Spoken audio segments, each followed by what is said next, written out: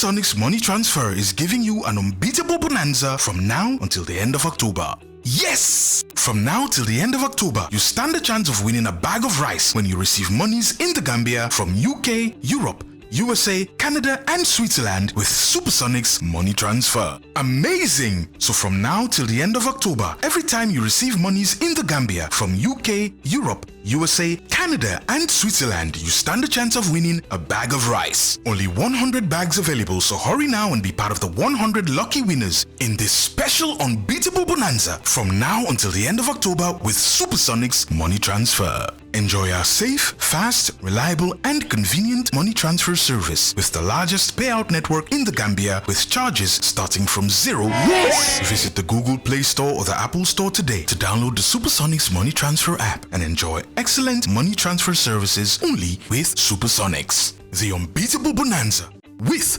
Supersonics.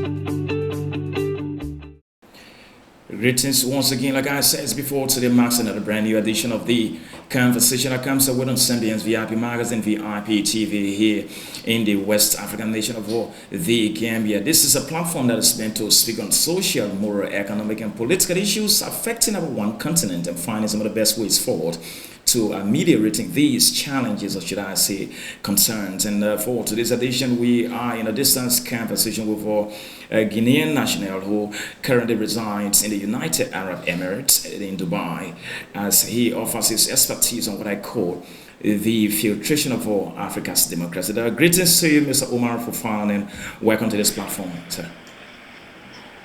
Greetings to you once again. Yeah. It's a pleasure to have you featured on Zambian's VIP Magazine and TV today, sir. Same here. It's my pleasure. The pleasure is all mine. That's beautiful. By the way, how are you faring in other parts of the world, sir? We thank God, except the COVID-19, the restriction is a bit tight here, not as lax as it is back in Africa, because you have to wear masks everywhere you go and you have to practice social distancing, even in public transport, in the metro, in the buses. So that's it. Apart from that, everything else seems to be okay. That's beautiful. Cleverly, for purpose of our diverse audience, this is a pan-African platform that covers the rest of the continent and its diaspora population. Who is Mr. Oumar Fofana from an early life to academic and professional life, sir? Wow. I like to define myself as an African. From my grandparents, I've got a grandparent from the Ivory Coast, and then I've got my dad from Sierra Leone, and then I'm Guinean. Wow. And I'm kind of all over the place. So and I feel like I see myself as an African. But I started my early studies in Sierra Leone, but due to that unfortunate war, I had to move. I ended up studying in Malaysia. So I had first degree in engineering, in biotechnology, biochemical. Then I returned back to the continent precisely, and I opened a little company by myself, an IT company. While working, I managed to get a second degree in economics. And then in the last two years now, I've been moving around between East Africa and Dubai, the UAE. Okay. So yeah, and recently I happened to be in the Gambia, where I was fortunate enough to meet your honored self. Thank you. And you have a very good project going on, and I'm very happy to have the chance to contribute my little knowledge on it as well.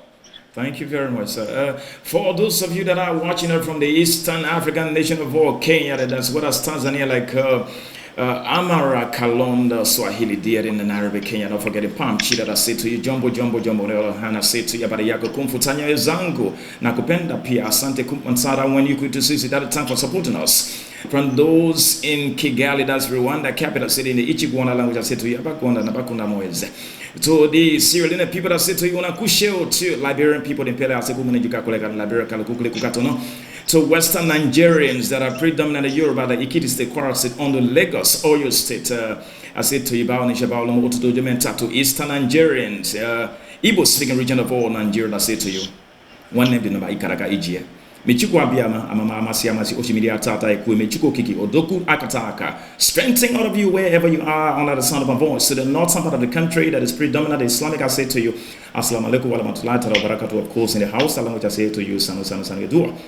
Through the Gambian people, I think I say, Abanya, the Sokono Lukubenya, the Famoket, and Nikan back, and Nikan and Dunia, so we will never forget you to the wall of Zinangadef.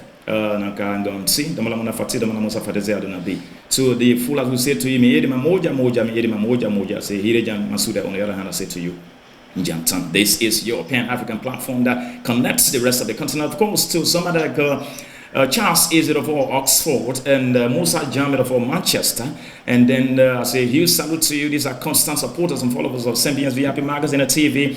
Then we go to Peter Smerisberg there in South Africa. Somebody like Tokozire Sewela Mflumayo, who is the Executive Director for International Youth Parliament. Not forgetting the Nolutando Langa, as well as Lele Zaga. I say to you in the KwaZulu Natal language, we say Sanibon Nzanzi Geya Nimbingelela. Sanibonani Zanzigeya Nimbingelela. Thank for supporting us too. Someone like Costa Dino Palo Terry there in Botswana, and I say to you in the Setswana language, really bohelabo Linton Jahaho. This is your platform here, the conversation. Quickly to you, sorry for the time when in your country that took place yesterday. What's the update you can give us right now on this platform?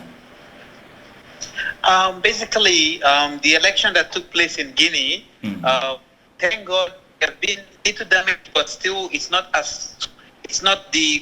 out of hand like we expected it to be. The only unexpected thing right now in the last few hours, the opposition, the leader of the opposition, have declared himself the winner of the election without actually showing any proof. But according to the Guinean law, the only competent organization the only competent organization that can give the official result is the electoral body, the Guinean electoral body, which is called the Thony. Okay. And Guinean law specifies that the election, the results have to be declared no later than 72 hours. Okay. Which means by Wednesday at the latest, we are supposed to get this result. So, Mr. Selou Dalein Diallo declaring himself president doesn't actually carry much weight because we've got some ECOWAS observers and Union African observers on the ground, and based on their reports from the exercise, the voting exercise yesterday, they seem to give it a pass mark. It's not a perfect election, but they tend to give it a pass mark. So hopefully we are all waiting to hear from the official, to get the official results out now. Okay, that's so that's the situation on the ground now. That's beautiful. If Selou Dalein Diallo had to declare himself the winner, what do you think, using knowledge by deduction, that were the factors responsible for his desperation to declaring himself the winner of that election, even though it's not pronounced by the electoral body? I think basically it's the same problem we have. The African, I would just see it as a general African problem. The opposition and the government, usually, if you look at it, they are two sides of the same coins, basically. Because they do not tend to stick to their principles. It's a matter of personal interest. Like if you look at Mr. Selou Dalein and his colleagues in the Guinean opposition, for the last 12 months, the last 1 year, they had been fighting tooth and nail against Mr. Alpha Condé to actually vote in this new constitution that would have permitted him to go for a third term. And they stuck to their gun. They opposed these elections. They even went as far as telling their supporters not to register during the voters' registration, and they burnt their voters' card, and they went as far as boycotting the legislative election we had in March. So then, going by that logic, not recognizing this new constitution and not giving Mr. Alpha Condé any more legitimacy in the eyes of the international community would have been not to participate in this election, to have boycotted. That would have been the best thing. Here, see Mr. Selou Dalein at the last minute, he decides to participate in this election, and then thereby he's handicapped because his supporters have not registered massively as the supporters of Mr. Alpha Condé, and the ones that were registered, they actually burnt their voters card So he's already at a disadvantage. And to top the matters up, his stronghold, his stronghold, the number of voters in that region is quite low. It's like the lowest out of the 4 regions of Guinea. And Mr. Alpha Conde's strongholds have the largest number of votes. So obviously Mr. Selu Dale is at a disadvantage and he should not have taken part in this election. So for him to participate, to declare himself as the winner of the election, I think it's just a sign of desperation, and I don't think it holds water in the eyes of the international community and most Guineans. Okay, so let us say if it turns out to be negative for him, and then Alpha Condé is declared the winner of the election in the end, don't you think that statement, that personal declaration of winning the election, has the potentiality of bringing a political instability in the country, because he's already sent a wrong communication in the hearts, body, and souls of his supporters? To what extent is this statement meant to threaten the peace and stability of that very country?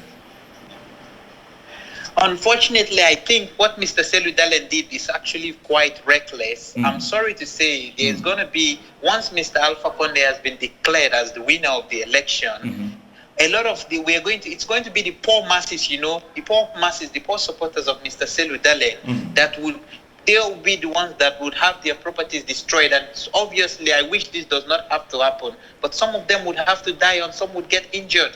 So it's going to have a negative impact. Either way, the loss of just a single life is a very big loss to the entire Guinean nation. So I think he declaring himself doesn't do Guinea any service at all. Mr. Fofana, the build up to this election was greeted by protests all over the country. There are a group of people fighting for the incumbent leadership of Alpha Conde, His Excellency, not to contest in the election. Now, let us assume that he wins this very election. Do we expect a masses-friendly leadership or an anti-masses leadership? I think it's going to be the way it's going. Alpha Conde is going to govern Guinea by those that supported him, and then that is also bad for the Guineans, because a huge segment of the Guinean population obviously is going to vote for Selu Dale, but those people are going to be excluded from his programs. So we are going to have this kind of uneven distribution of the development fund and uneven attention that the government will focus on his strongholds compared to those places that voted against him, and which is all bad for the country. But Mr. Fofana, then you will agree with me that as such political behavioral pattern is a slap in the face of modern democracy, because when an election is conducted, you have various political parties that have different ideologies about how the country should be governed. That is the beauty of democracy. But then, after a winner will have emerged, it is now the binding responsibility of that very leadership to lead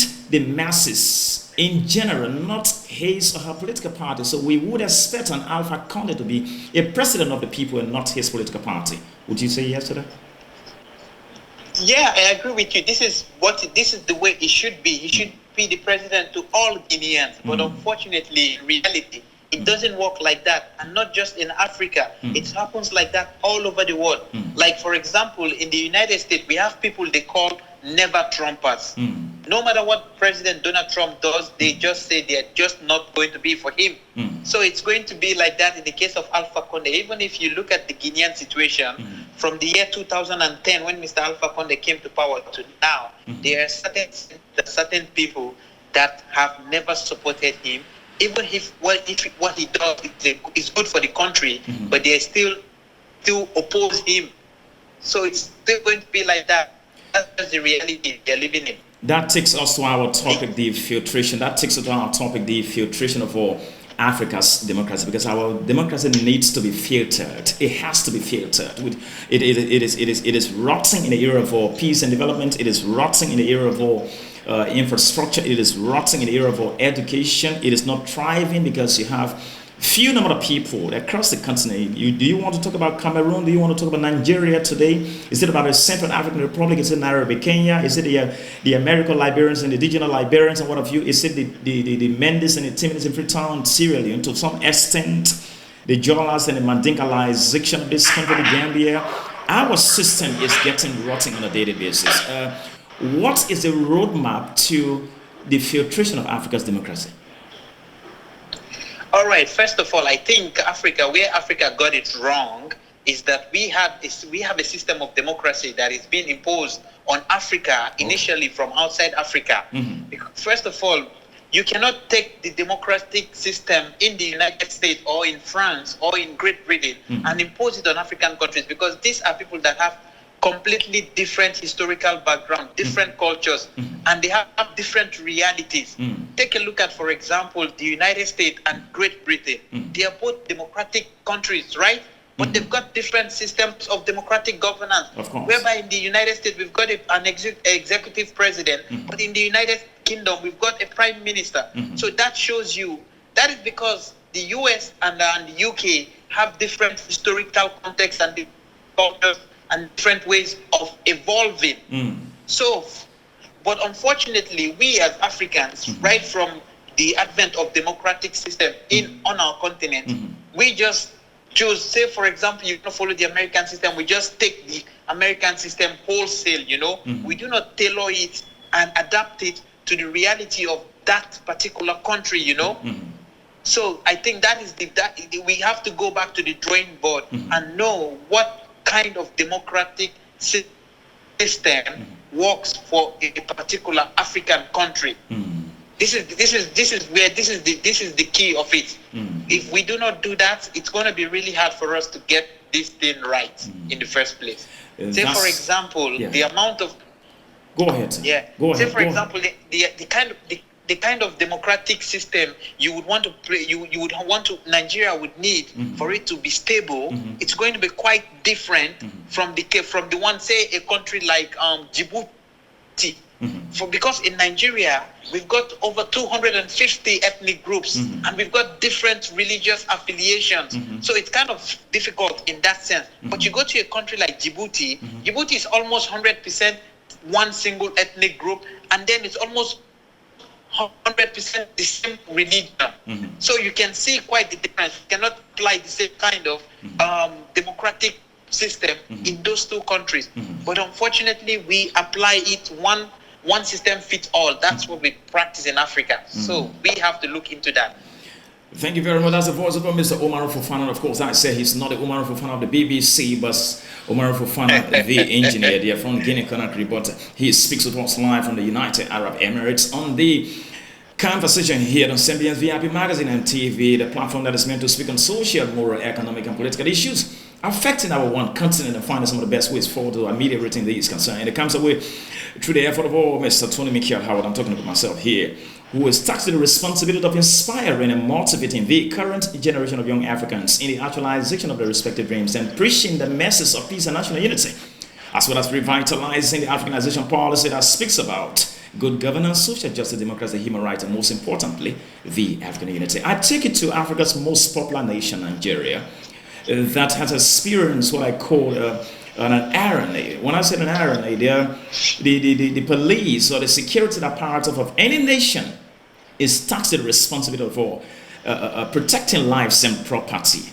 But unfortunately, the case has not been the same in Nigeria with what you call SARS, that is the Special Anti-Robbery Squad. They are harassing, intimidating, embarrassing, and killing and causing harm in our country. You now have a protest going on that even took place yesterday for the second time called in SARS. What's your thoughts about the police brutality in Nigeria and by extension the rest of the African continent?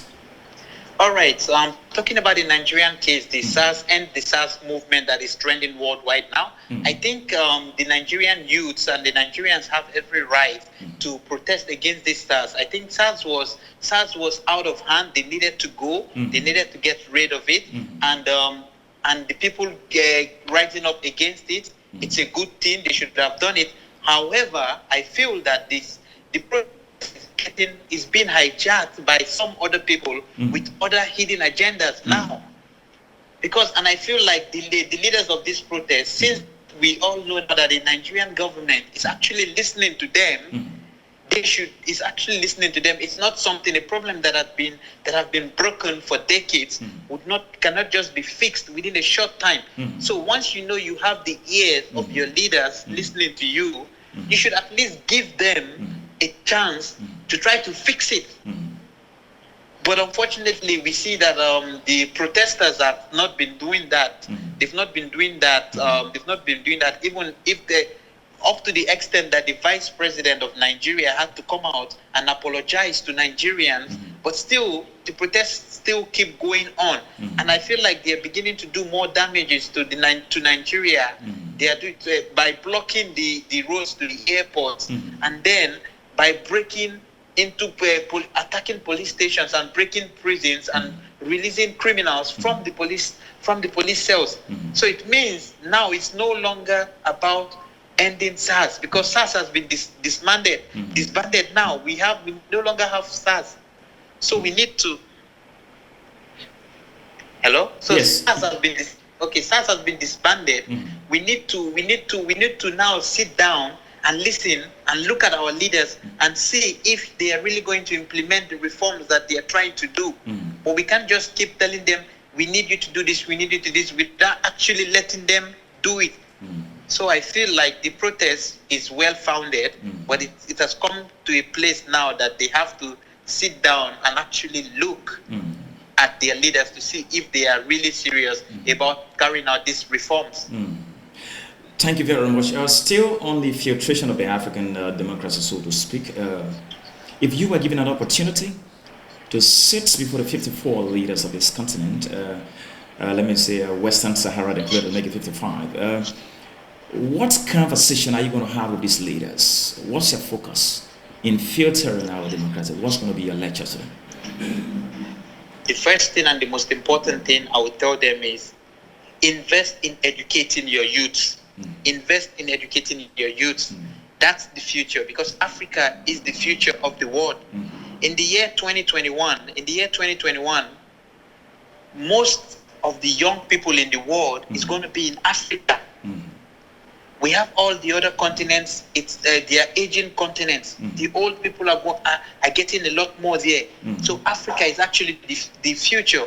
And for you to have a bright future, you have to be equipped, well equipped, to profit from, to reap the benefits of that future. So, and without education, without the necessary skills, Africa will not be able to harness its potential that it stands to benefit in the 21st, 22nd century. So I would just tell them, educate the youth. That's beautiful. Be reminded that this edition of the Campus is proudly sponsored by the Supersonic Money Transfer Service, which remains the best remittance service provider not only in the Gambia, but by extension the rest of the continent, where sending and receiving money becomes quite too easier from Europe, Canada, the United States, and anywhere around the world to this country, the Gambia, becomes quite too easy. They are safe, fast, and reliable. Why don't you give them a try and see what the Supersonic Money Transfer Service has to offer you as a remittance service provider in this country here? Mr. Oumar Fofana, we are not very far from the end of this conversation, but neighboring Ivory Coast has similar story, a replica of what is happening in your own country, the Guinea country, with Alassane Ouattara, who is, so his zest and quest to remain in power is very unwavering. What do you have to say about that? Okay, it still boils down to the same thing. It's bad for any president to want to go for a third term. But we have to be realistic. Legally, he is permitted to run for a third term. And the Senegalese case is actually a very good example. Abdoulaye Wade had the same issue in Senegal a few years back. Legally, he was in for a third term, but then the Senegalese population showed that they could teach him a lesson, even though if he has the power of the law behind him, by voting massively against him. So that's like the best solution that the Ivorians and i.e. the Guineans could have tried in hindsight. So the Ivorian opposition just have to find a way to bring the Ivorian people behind their cause, to make them know that no leader should be allowed to go for a third term, and they should punish the leader Alassane Ouattara during the votings in the election. That's the best way. But by going the way of violence would do nobody any good. Would only destroy the little infrastructure that the country has been able to build in the last few years. This model is a very good example for that for me. Okay. But let's look at it this way. There is something called political morals, and I think in Cote d'Ivoire with Alassane Ouattara, that political moral was being broken because some months back, just before July, he says that he was not going to contest for the third time. Instead, he was going to he's going to give his chance to his prime minister at the time. But then when the guy lost his life, then he suddenly had a twist of tone and decided that he's going to contest for the third time. Would you accept that political morals was broken by that very president, which sends a wrong message to upcoming generation of all politicians on the continent, that we can say whatever we want to say anytime we change our voice and become somebody different? Oh, politics has no moral. This is something that is not unique to Africa. It's all over the world. And again, I give you the case of the United States of America right now. Mr. Fofana, when you say politics has no moral, there is a social contract between you, the president, and the masses. That social contract is I agree. There's a social contract. Yeah, but the thing is, politicians don't follow it. They do not care about these things. Politicians do not care about these things. Here, for example, you look at the case of America right now. President Trump is trying to get a nominee, appointed to the U.S. Supreme Court, and the chairman of the Judicial Committee in the Senate, the good senator from South Carolina, Lindsey Graham. Just a few years ago, when President Obama tried to have his nominee elected to the Supreme Court, Lindsey Graham said no president should be allowed to nominate the Supreme Court an election. He says even if a Republican is the president and it happens, he would personally oppose this. So because of that, President Obama's nominee was never elected to the U.S. Supreme Court. But here we had the same scenario is happening in the presidency of President Donald Trump, with just barely a few weeks to the presidential election, and then he turns around and he tries to do the exact opposite thing that he said he wouldn't do. So in that sense, I feel like politicians all over the world, they do not respect their morals. But in reality, the ideal way would have been for them to respect their morals and their words. But unfortunately, in the real world, it doesn't work that way. It doesn't work that way. Just like, again, looking at the UK, the Brexit agreement now, the agreement the British government signed with the European Union, now the British Prime Minister is turning around and saying, I cannot go through with this agreement. Something he negotiated and he signed. So you see, it's something that the Africans are simply learning from their colonial masters, I would say.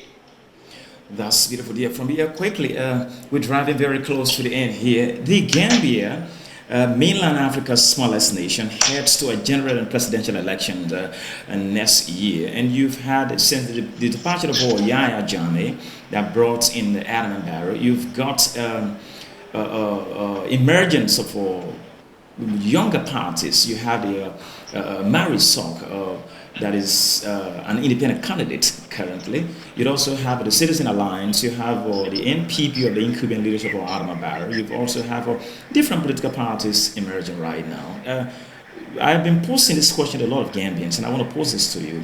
This multiplicity of political parties in a small country that is around 2 million people, does it signal the beauty or definition, the actual definition of an actual democratic process, or it shows a divided people on political lines?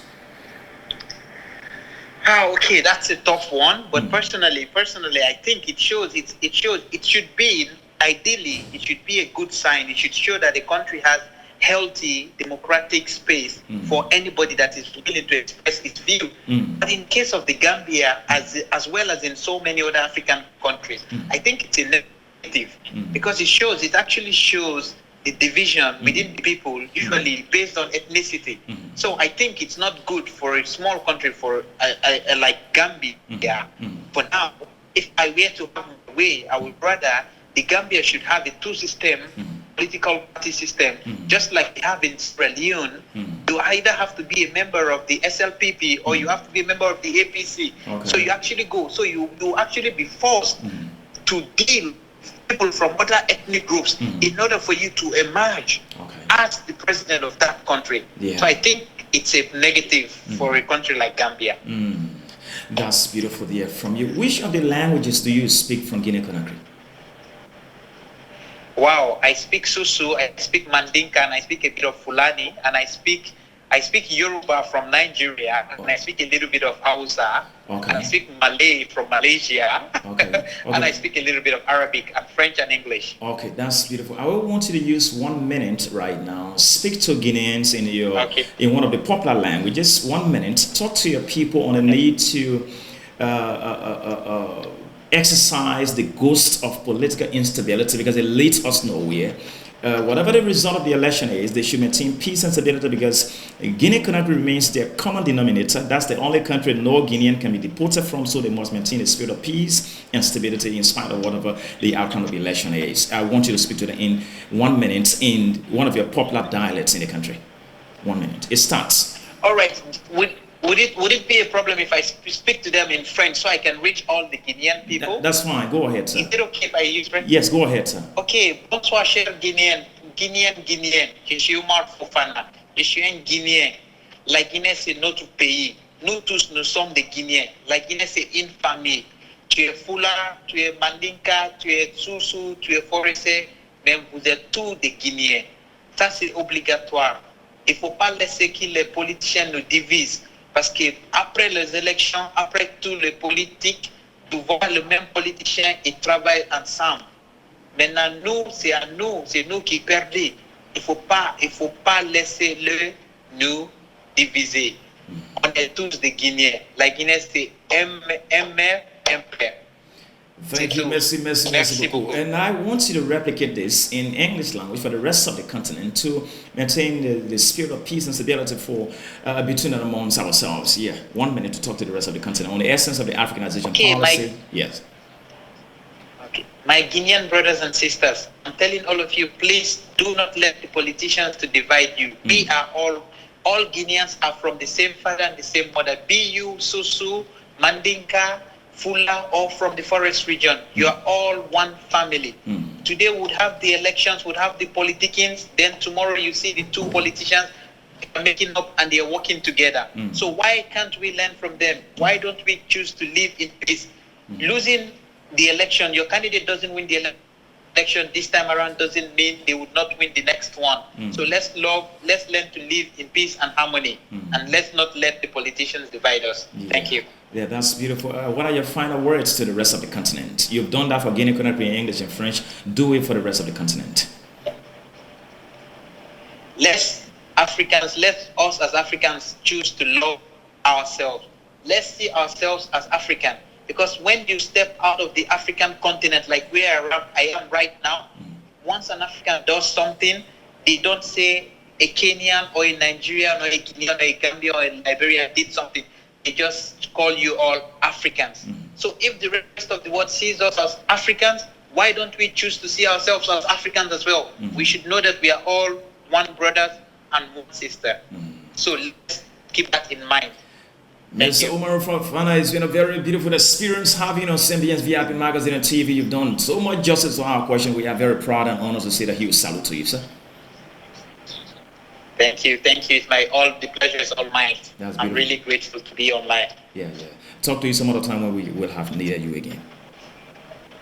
All right, thank you very much. Have a good day. To those that have been following on social media, we said this is the conversation that comes with on Symbiance VIP Magazine, VIP TV, in the West African nation of all, the Gambia, that comes away through the effort of all Mr. Thony Mikel Howard. I'm talking about myself here, and this is the platform that is meant to speak on social, moral, economic, and political issues affecting our one continent and finding some of the best ways forward to ameliorating these challenges or concerns, so to speak.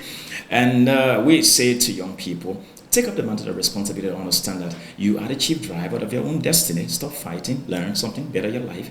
That's the best way forward. And it comes away under the sponsorship of the Super Sonic Money Transfer Service, which remains the best remittance service provider, not only in this country, the Gambia, but by extension, the rest of the continent. Being with me, Tony Mikel. If you like, follow us. Bye-bye.